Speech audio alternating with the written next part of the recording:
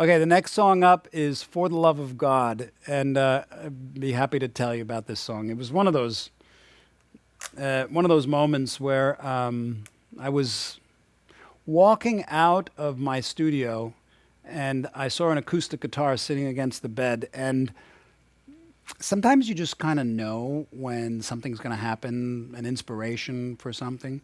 And I picked up the guitar, and I played this chord, and I just sang this melody, and luckily it resonated with me. So as soon as I feel like there's something that could be good there, I grab tape recorder and I document it.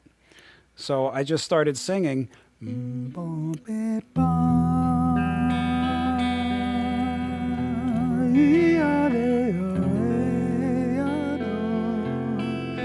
So the melody was sung, it wasn't played. So it came from a different place than my fingers. And when you search for melodies in your inner ear as opposed to what your fingers play, you're going to get something different. Because a lot of times your fingers move with the memory, with finger memory, which is your favorite riffs, scales, stuff like that. But when you're forced to use your ear to create a melody, it's different. And it can be very lovely. In this case, I thought it came out very sweet. And it was it's like liberty, finding where the right chord is for the melody. I know I hit it right there. And then just naturally I went,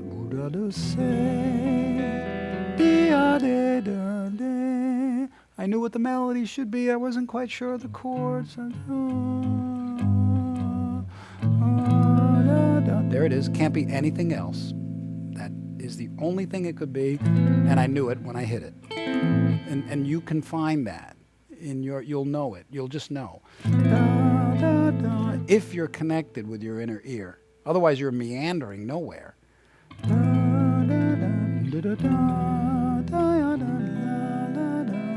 And sometimes I went to wrong chords, but eventually the melody came out. And I sang it into a little cassette player, and it sat on the shelf for many years. And then when I was doing Passion and Warfare, I thought, what would have happened to that song?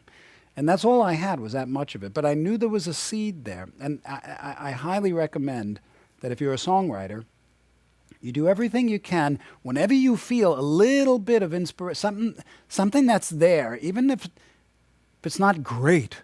If you don't second guess yourself. Just capture it. Just capture the. I've got my iPhone. It's not with me right now, but I've got probably thousands of little snippets of ideas. Some of them are pure crap, but some of them turned into songs that I've worked on and released, such as "For the Love of God." But that was recorded on a cassette player.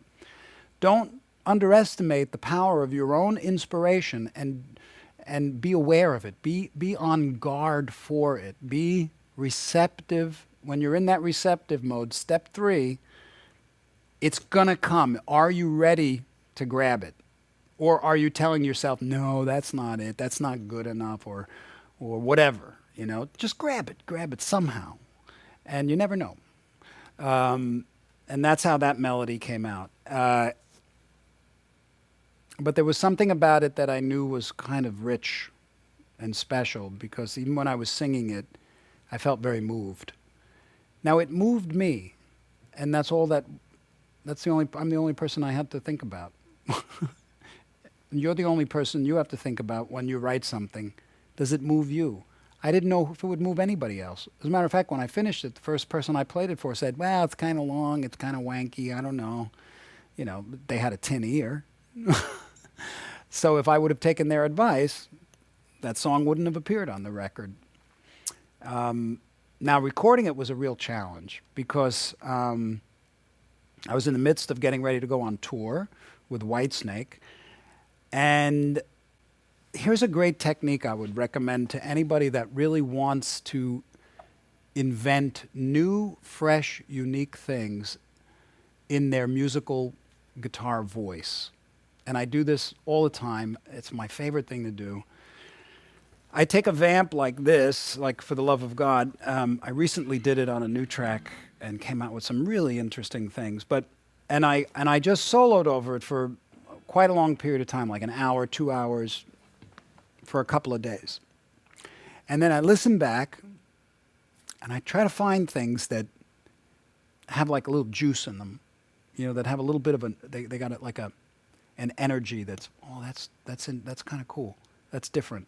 And then I grab that and I work on it, and I develop it into something. And next thing you know, you have a new unique thing for your vocabulary. And then you string them together, and you got something that's just totally different for you. And that's what I did with this song. It was slow, kind of at first, listening to each section and playing it until something came out that wasn't just a jam solo, you know what I mean? Just like a repetition of my previous riffs. It was a jam solo to a degree, but it was looking for new stuff. So once I got that, then I recorded each section and focused on making each section right. And each section had a riff in it that was a little bit different than what I would normally do. But then at the end, when the song was done, I listened to it, and it sounded pieced together. It sounded like one section pieced together, another section pieced together. So I knew what I needed to do was learn it all and make it natural, and then just record it. So that's what I did. I learned basic outline of these unique little riffs. And then I got them to the point where they just felt natural. And then I just did the solo. And I think it was 2 or 3 takes, and then I chopped it together, or comped it together back then, as they say. And that's how the song came about. But I would like to take maybe some time and actually go through this song and show you some of the techniques that came up. I'll play through it, and then I'll stop and kind of show you some of the thoughts on some of the riffs. At first, I just wanted that melody to sing without any interruptions of vibrato, really, or bending notes or anything. I wanted that neck position pickup, just that warm, just like Liberty, without any real movements. So even the opening riff in this song,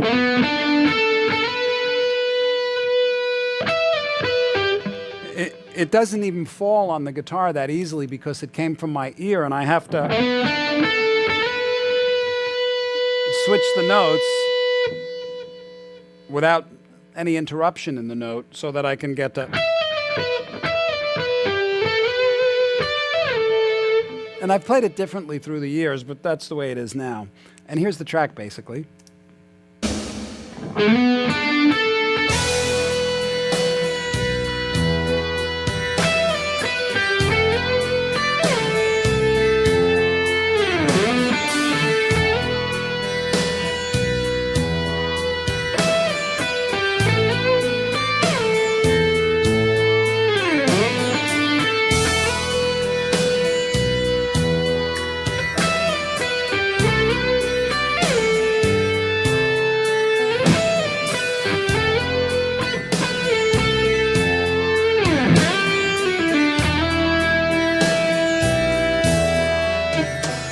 And then to contrast, for the second verse, I changed the pickup, and now I phrase it a lot differently, a lot more aggressively, so that it has some place to go. So instead of the very flat kind of playing, then it turns into.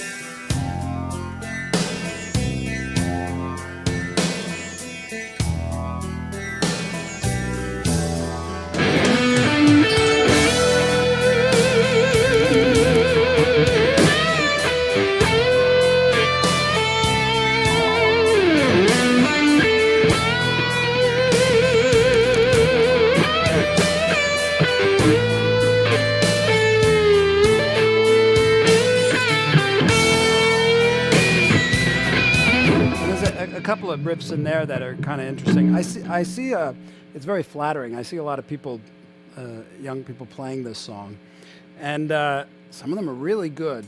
But there's nuances that I think maybe are just specific to the way I play. I can share some of them to maybe inspire you to use them and expand upon them, or come up with your own. I think it's always important to raise your own bar by using the aid of your influences. So if someone like myself is an inspiration to you, take what I do way beyond what I do in your own way. That's how it's always been, and it will be required of you to do the same thing, and also the people that come after you. So anyway, that second verse,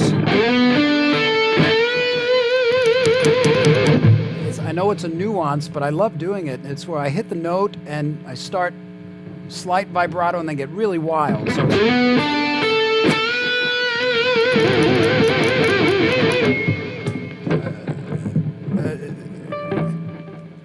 subtle, but fun.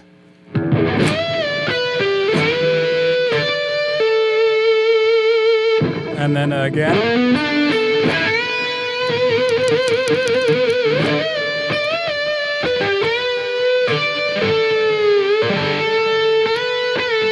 Now on this next one here, I just wanted that harmonic to be right in the right spot.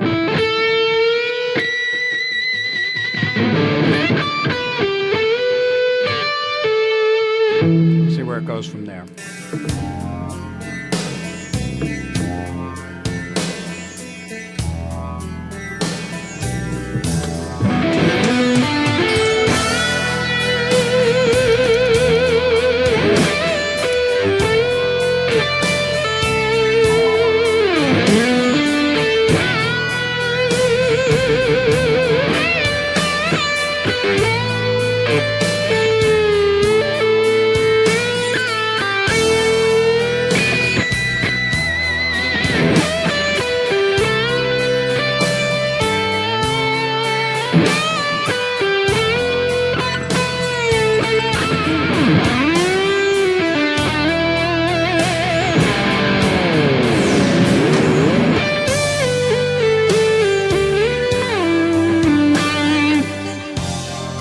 Riff like that is kind of nice. There's a lot of phrasing in it. This is what I mean by taking the technique and then going deeper. Because the riff is really... I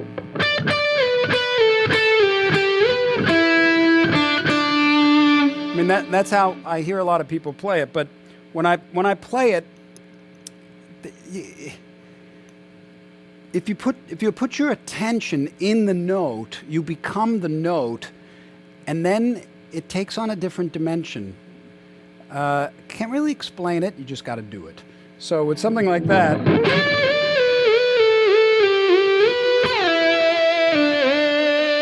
see, all those little nuances help phrase and shape the note. And that's a sound, you know? It's not... And it's a big difference.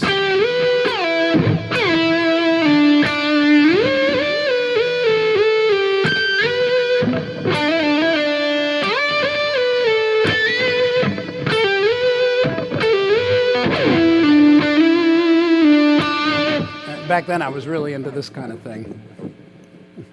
Teenagers do that.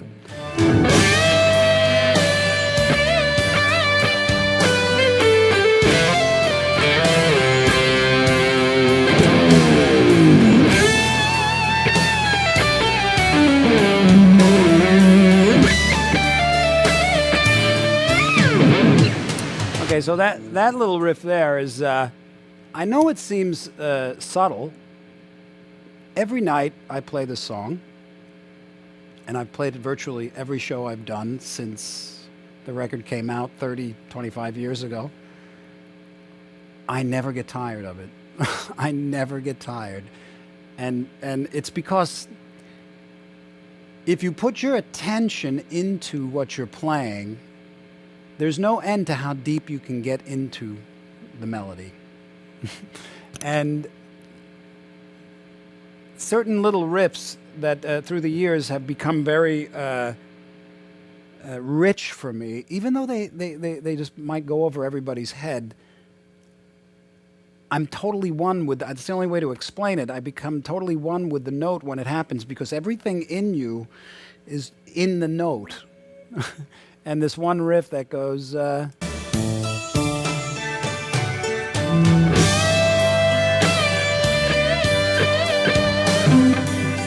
simple, stupid. It's profound to me. And I look forward every night to doing that. I don't know why, but the point I'm making is it's okay to get really, really personal about something that's just simple, that maybe nobody else even knows. Because what you end up discovering is they feel it.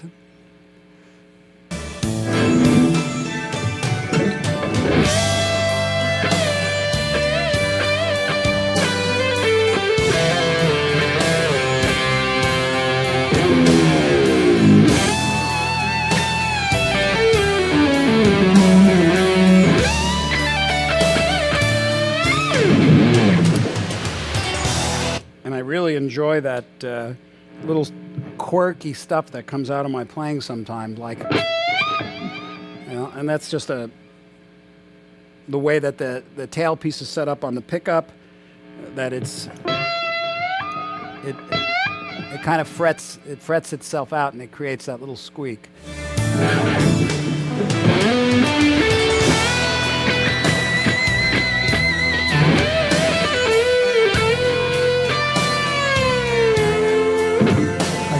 Now something like that is just a simple phrasing that works really well.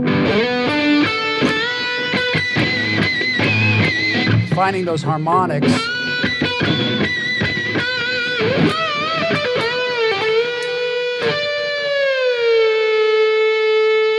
You'd be surprised how tricky that is. I've never seen anybody do it when they are playing this song, maybe because their whammy bar isn't set up for it, but it's just a different way of phrasing that melody. You know, that melody, those two notes, they happen many times, and each time they're a little different. And then this time I went, it's hard to grab with the bar, but it's just another way of phrasing it so it sounds unique. So you can get that.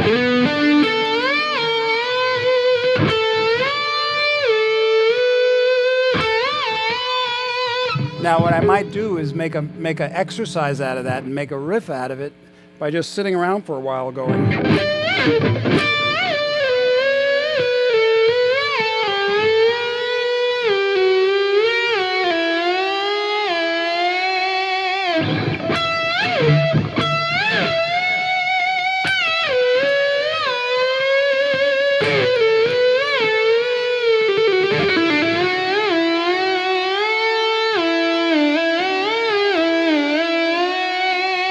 That's kind of cool.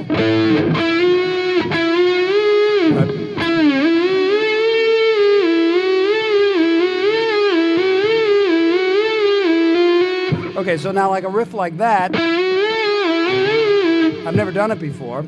I see the value in it, and if I was to just sit and work on that for a while, all sorts of weird stuff would start coming out that I could use places. And that's how I do it. If you listen to For the Love of God, you'll hear all these little nuances that are just part of the phrasing of the melody that give it a color, it gives it a flavor. And one of the interesting things about this song that's kind of seemed to have drifted into folklore is I went through various periods in my life where I was studying all these different thoughts and practices and stuff like that, and there was this really great bookstore in Hollywood that was called the Bodhi Tree, and it was like a metaphysical bookstore with everything in it that you could imagine. And I used to live in this place. I mean, it was so great. It had all these books about spirituality and religion and Eastern philosophies, everything from UFOs to witchcraft to everything. And I just lived there, basically. I read everything I could. And there was this one book that I read that I was inspired by. It was called The Miracle of Fasting by Paul C. Bragg. And it talked a lot about the health benefits and the mental benefits of fasting. So I started experimenting with fasting, and it started out with 1 day a week. And then, and this was just water. Nothing but water fasting, distilled water. And then I started getting into fasting for 10 days, 2 times a year.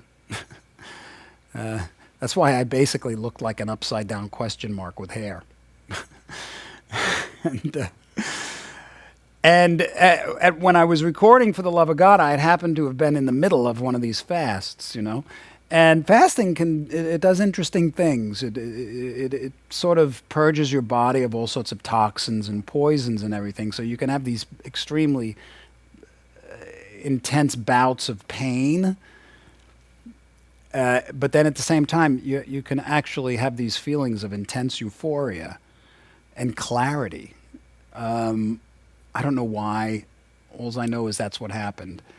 And I think I was on the 6th day of this 10-day fast when I had to record this song. And I don't know if some of the intention or the emotional intention behind the melody was a result of this state of mind that I was in at the time, probably, of course, But I sure was hungry. And when I started doing press for this record, I remember just staying. They said, "Well, what did you do to prepare for the song?" And I said, "Well, I was actually in the middle of a 10-day fast." And very few interviews have gone by since then that I haven't been asked about that. That I prepare in all these weird esoteric ways to record a song, and that I recorded it under a pyramid. Well, that's true too.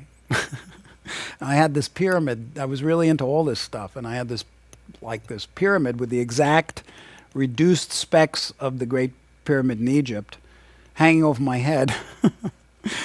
And I was fasting, and I recorded this song, and that's the way it came out. It's fun to do that kind of stuff, and it kind of captures a moment, and it's one of the fun things about recording music and being a musician is to create a moment that you can capture in a piece of music that's a statement of who you were at that time, what were you doing, what was interesting to you, what was important to you, your ideals at the time, and it's wonderful. It's wonderful, and that I was so fortunate that this song actually became one of the ones that seems to be pointed to in my catalog.